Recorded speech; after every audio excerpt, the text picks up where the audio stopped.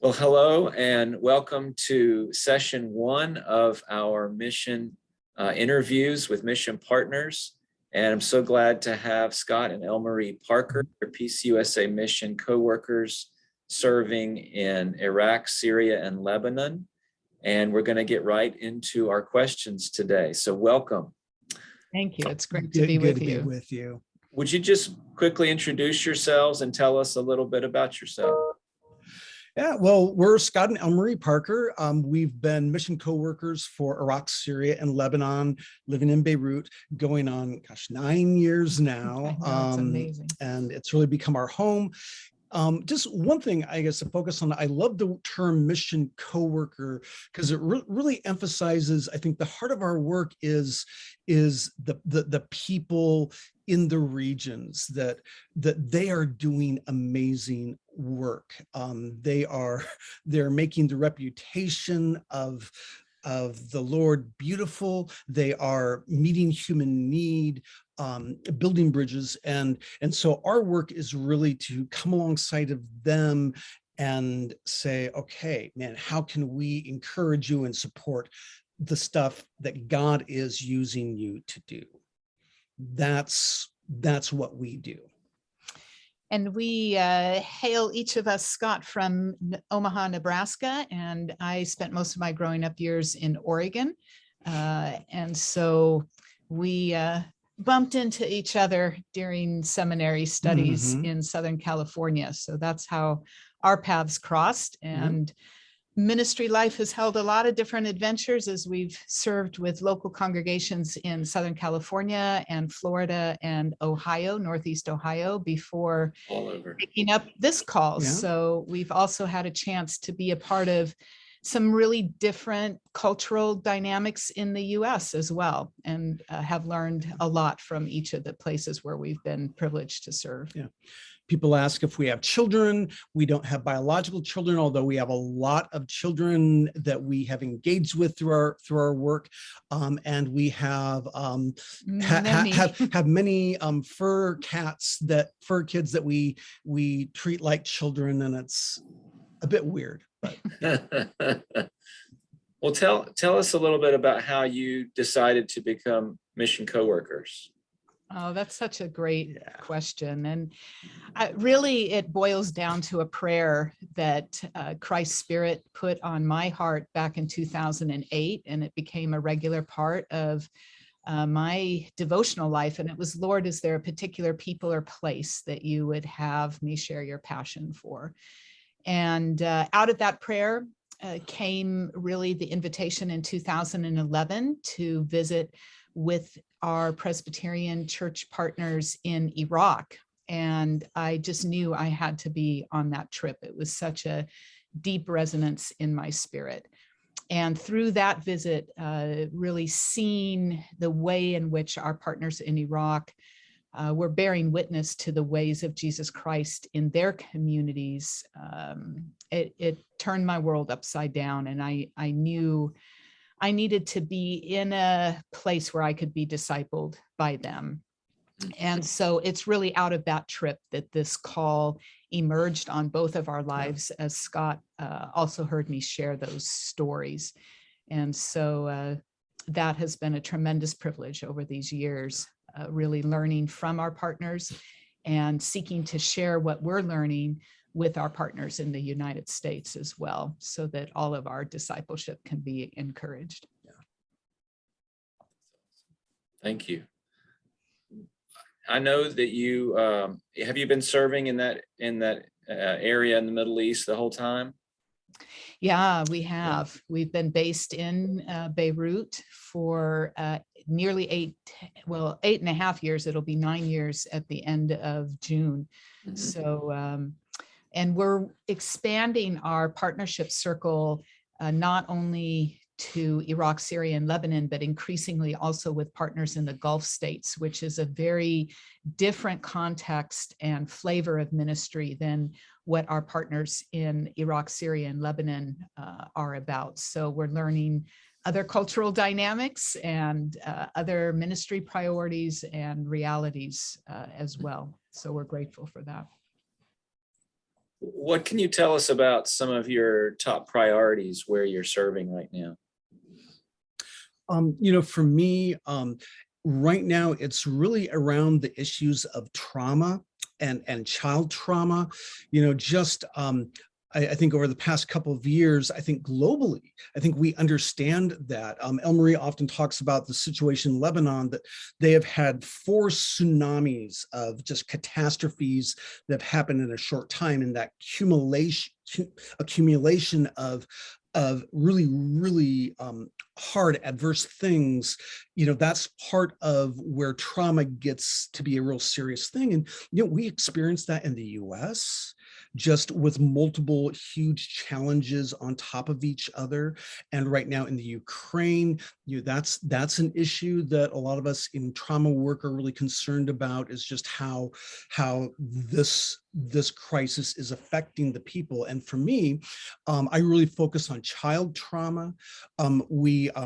Research tells us, there's a great study called the ACEs study, many folks are familiar with, that really connects that the unaddressed childhood trauma is going to really make it very hard to thrive as an adult. It affects your ability to learn, to have sustainable employment, divorce, even heart disease. Is impacted by unaddressed childhood trauma. And so I'm working with my partners in the Middle East Council of Churches. We have started with a program with Iraqi and Syrian refugees. It's called Strong Kids, Strong Emotions.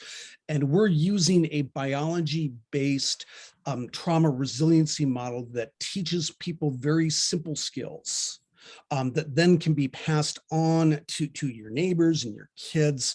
And this is a way to kind of spread resiliency skills through the region. We're starting to work with some church partners in the US of doing that, working with adults as well, but really trying to help people keep going in the midst of a crisis that's going to not be resolved very quickly.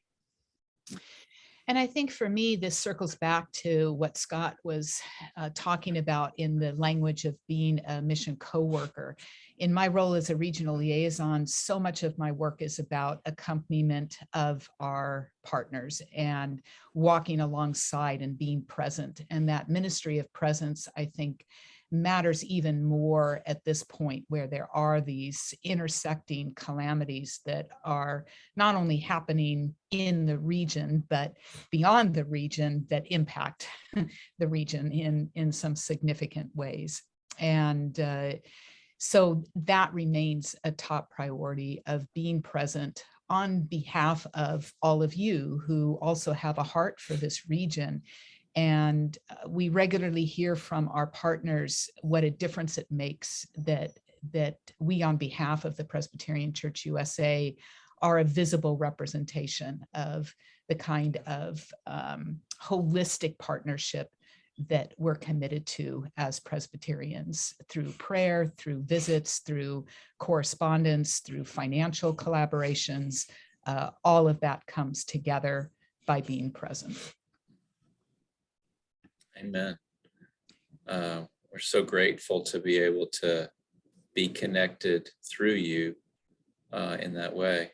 Is there anything going on currently with you all that you'd be able to share? Any activities or programs beyond what you've mentioned that are specifically happening right now?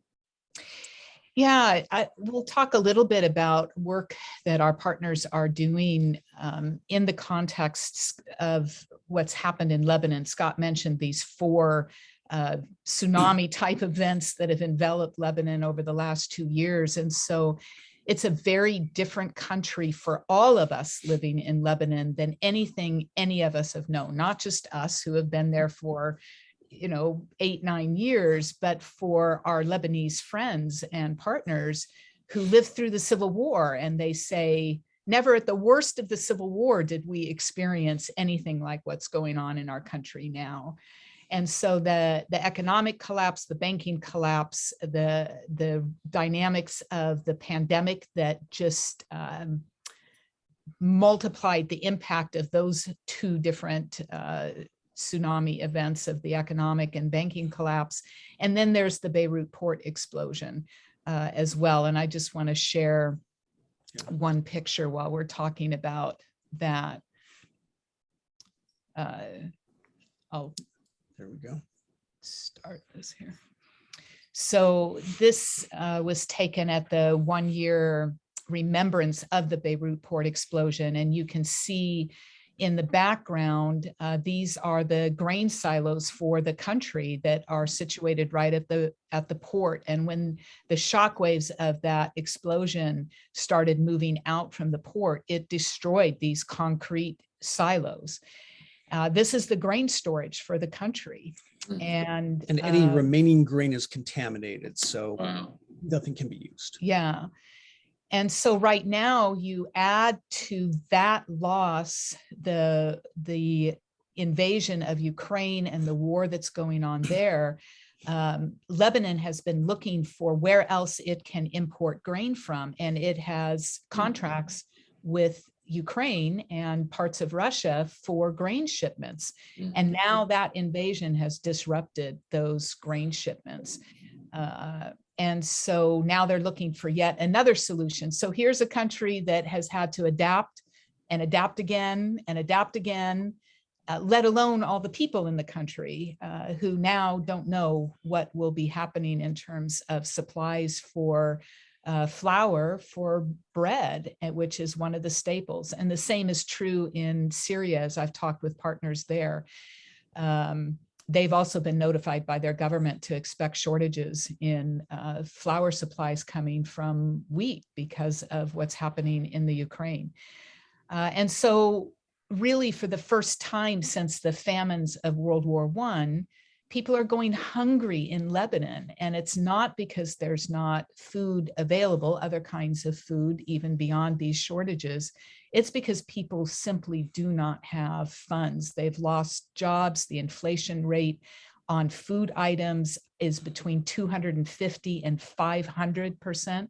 So we're grappling with inflation rates of 3 to 8% in the US, and that's painful for people. So multiply that out by hundreds, and it gives you a sense of what people in Lebanon are dealing with. And so our partners, their focus, primary focus right now, and this has not been the case in previous years, is on food security. And through Presbyterian Disaster Assistance and Presbyterian World Mission grants that are funded through local Presbyterians like all of you, One Great Hour of Sharing and other direct gifts, that's what allows us to be able to come alongside of our partners at a time like this and walk with them as they seek to walk with people that are even more vulnerable than they are. And they're all members of the middle class, and the middle class has been eliminated because of these economic and banking crises in Lebanon. So they are struggling, they themselves, our partners, and yet they're coming alongside of people more vulnerable than themselves. And so for us, a big part of our focus is trying to care for and work with the people on the front lines. We have one of our close friends directs 2 sites that serve underserved children. And on top of all of that work, she takes her modest paycheck to make food bags for some of the people that fall through the cracks, that don't necessarily get served through some of the many organizations that are trying to provide food right now. And so she's exhausted. And so one of the things that we do is to support her emotionally and spiritually, and also trying to find ways to help fund her effort. But we do that with a lot of people, of just trying to help the people that are on the front lines, trying to keep everyone going. Wow, that is just hard to imagine. Well, we're It so is. grateful for Unless you're in it. we're so grateful for what you're doing to represent PCUSA to our partners there, to let them know of our love and concern. And we want to continue to know how we can be a part of that. We call this a partnership. So We want to know about ways that beyond, understand the need for financial gifts and resources. Are there other ways that we can be of support to you all, other particular ways we can be praying for you all and our partners there? I think prayer is foundational. As Scott has mentioned, people are weary, and it's a bone deep, spirit deep weariness. And though the resilience of people in Lebanon is extraordinary, they are literally sick and tired of being resilient through a circumstance that has been entirely created through the negligence of their elected officials. And they really feel they are being taken advantage of by their own government. They don't want to descend into violence. And you can imagine how tempting that is to the human spirit to just lash out when you're living under this kind of deprivation and pressure, and there's no reason for it other than the greed and corruption that has enveloped this government over decades. And so there's several ways to be praying. One is for the elections that are coming up in May. These are really crucial elections, and the hope is to have a significant enough percentage of people elected from civil society organizations to challenge the power and influence of the political elite that have been in control since the end of the Civil War. So that is a huge and critical prayer need, and one really that God's Spirit has to make a way for, because at a human level, it won't happen. And praying for our partners, one of my regular prayers for them is that they would continue to be aware of how God is giving to them day by day, hour by hour, the needed grace and strength and endurance and hope to persevere in their daily lives and in the work to which each of them are called. Right now, I think those are the primary prayer requests. Yeah, and you just cannot overestimate just the power of a relationship. And so, me and Elmarie, yeah, we're weary too, but in kind of a different way. But what really keeps us sustained is folks like you. And I think just the fact that we have this relationship connection, that keeps us going. And the Middle East being a relationship culture, for them knowing that there is a Presbyterian, a cousin congregation that is praying for them, that really does mean a great deal for them.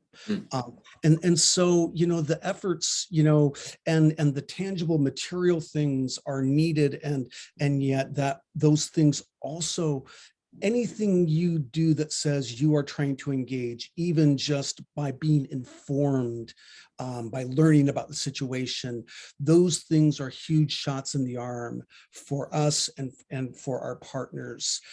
Just knowing that you are choosing to engage, that we're not doing this alone. Well, we're grateful to be in partnership with you. We will continue to be in prayer for you and to stay connected. We're grateful for your good work and your commitment and your faith. And we know that God's Spirit will sustain you in the work that you're doing. Thank you for representing us to the people of Beirut, of Lebanon, Iraq, and Syria. And God bless you and keep you. And thank you for taking this time to share with us.